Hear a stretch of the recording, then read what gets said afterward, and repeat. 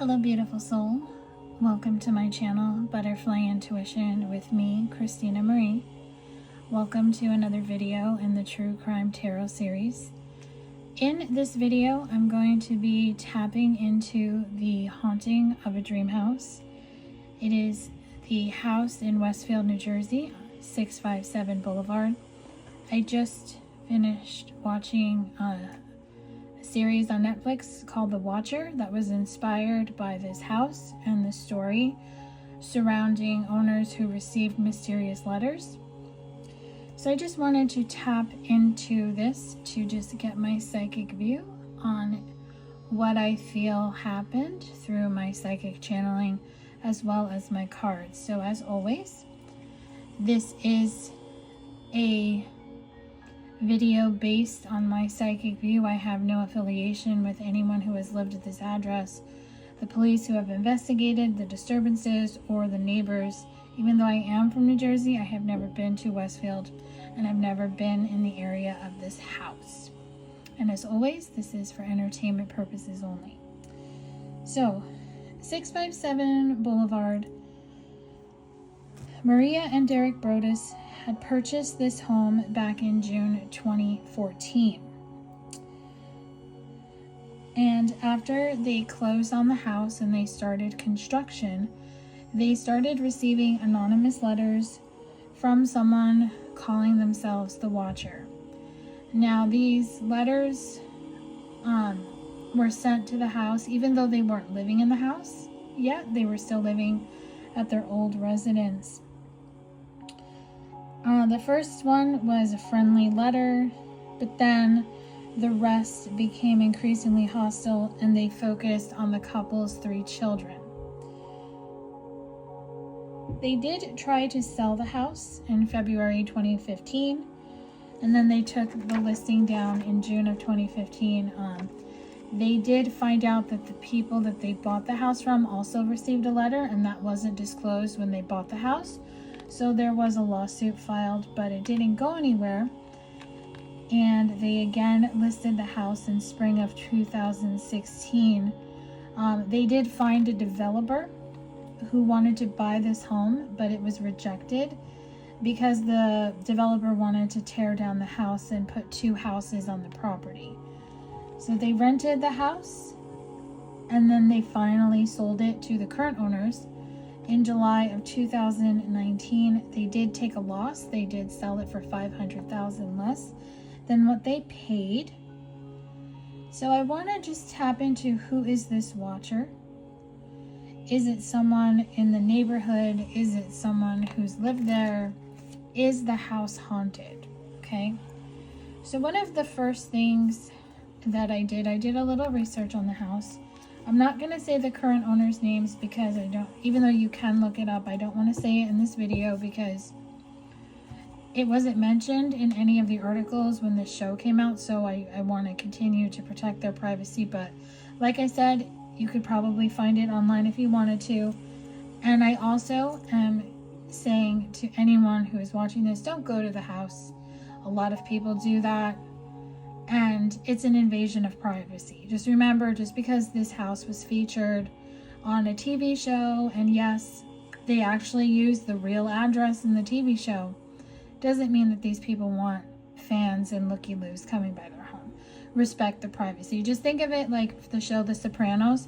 The house they used for the Sopranos house, everybody went to that house, and that man had to eventually put a fence up around his house.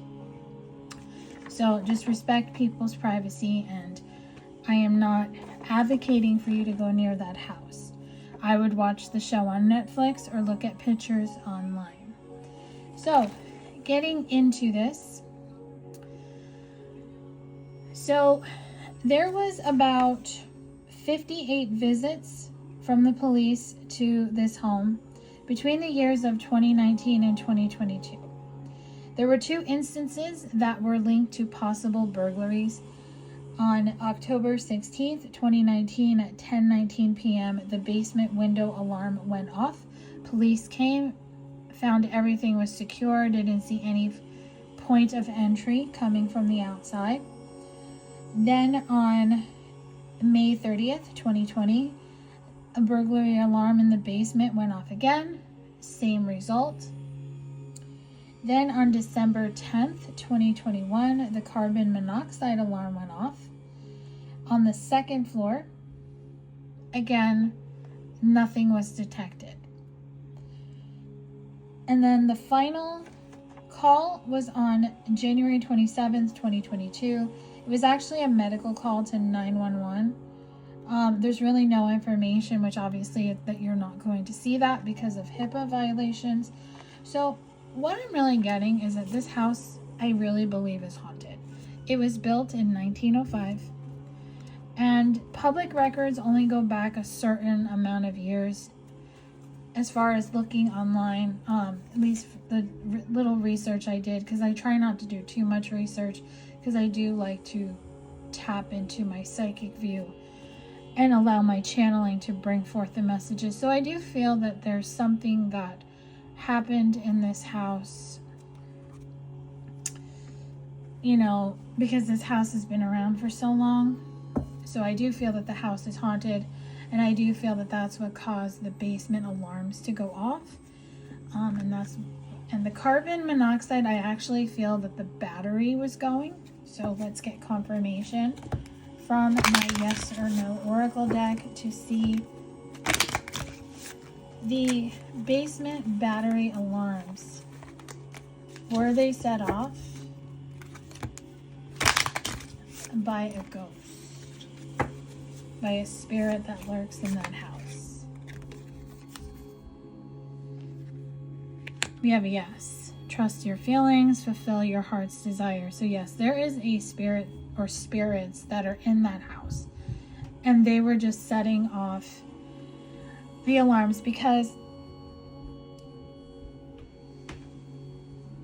when spirits live in a house, they don't like disturbances. So anytime somebody does construction on a place, the spirits get restless.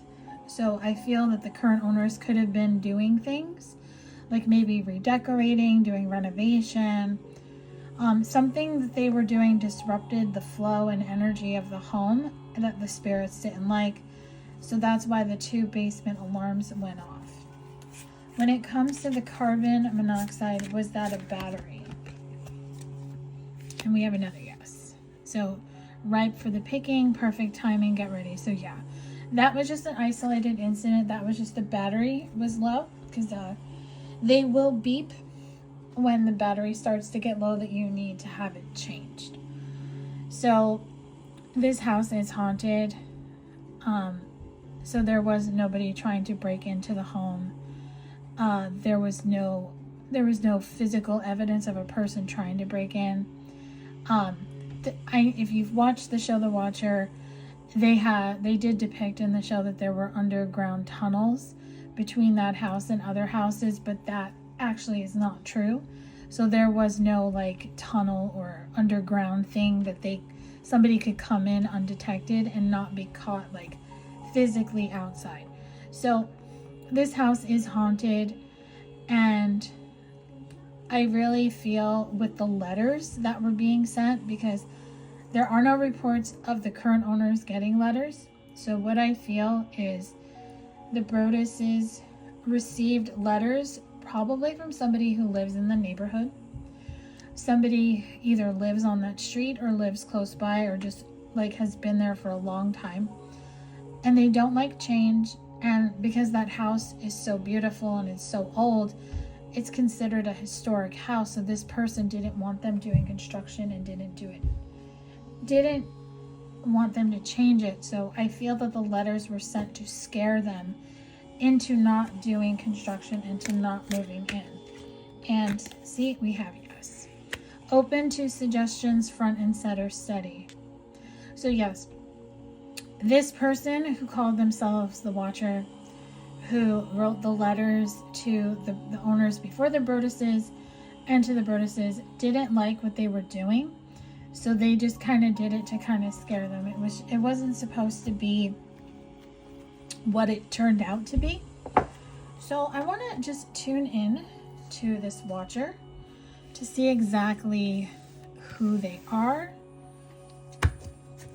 So what can you tell us about this watcher? Okay, so this deck does not want to shuffle at all. So I'll take these 2 cards that want to come through. So the watcher is a male. This is a man. We have landfill. So this man could be, he could work in waste management, could work at a landfill. I'm also getting he could be some type of hoarder. So that tells me that this man is older. He's an older man that lives in the neighborhood. So fraud shows me that he just feels that anyone trying to change that a home of that historic and old nature is a fraud. He's not into people trying to come in and make like property value. So he likes things the way that they are. Like he doesn't like change. He doesn't like things to be, you know, to have property value go up. So this brings out the egotism in this person. So he doesn't like people who come like from like the city or just any fast-paced environment. So he likes that small town mentality where you move into a home and maybe you do a little painting, a little like changing the floors, the carpets, but the renovations he doesn't like. He wasn't liking what people were doing, and I feel that that's why he was doing it. He was doing it to just scare them, to get them to leave the house. So yeah, it escalated into what happened by accident. He didn't expect it to go as far as it did. I think he meant to send one letter, but they kept doing it, and then he didn't realize that it would not escalate. So this watcher does have regret over what he did. He feels very badly about what he did. I think he knows a lot of history of the house. This man could also know that the house was haunted. Maybe I don't know if he lived there. I'm hearing no, he didn't live there, but I do feel that he knows of the house, that he knows that the house is haunted, and he wanted to just preserve it for not just the spirits, but for the history of the house. So social media shows me that this watcher, he does post something on social media. So he's kind of like a justice warrior. So he could be part of like a social media group that is like where like I'm seeing like a social media group where people like try to preserve historic houses and historic buildings. He could be part of something like that. And what else? So unfortunately, this watcher has passed away, and this could be why the watcher has not been heard from again. This could be why the letters abruptly stopped. He could have passed away or gotten sick, because they said that ever since the medical call in 2022, there have been no more incidents, no more letters, no more nothing. So I do feel that this man has passed. What else do you want us to know, Spirit? All right. There is a female who knows what he was doing, and I feel that this is this man's daughter. So the daughter of this man, or she's like a daughter to him, could be a niece. This is a younger female related to this man. She knows. Maybe she figured out what he did, or she found something going through his things. She could have helped him. Maybe she was the one who dropped off the letters or helped him type them, but he definitely he wasn't doing it by himself. So party shows me that he was part of the neighborhood, so he could have been mingling with the homeowners or just seeing them in passing, but he always kept himself hidden. So he is known to people, or he was known to people in the community, because in a small town, or any type of town like that in New Jersey. Everybody knows everybody. So he felt that the house was a gift, and he wanted to preserve that gift and not have it changed. So in a sense, fake death shows me that he kind of faked a lot of the things he was saying. He was just trying to scare them. It wasn't meant to be the way it was. But okay, this card popped out. So when it comes to the spirits in the house, someone did die in that house.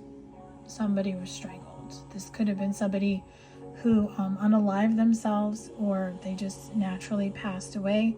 Choking definitely is what I'm seeing. So I feel that this was a couple who lived in the house a long time ago. One or both of them could have passed in the house, and they are the spirits in that house, and they are just coming through because they felt that people that were doing construction in this house were just causing a natural disaster. They were just taking down the history and the importance of this home.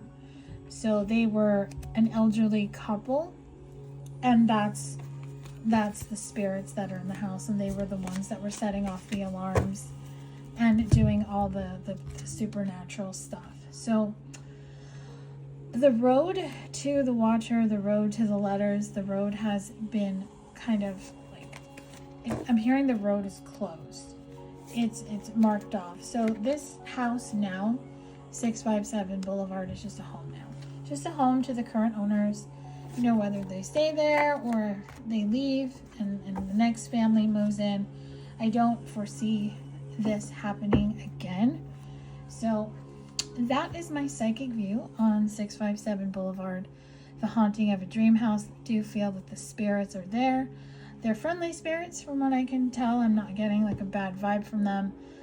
They just want to be able to coexist, and they want people to help preserve the beauty and the history of the home.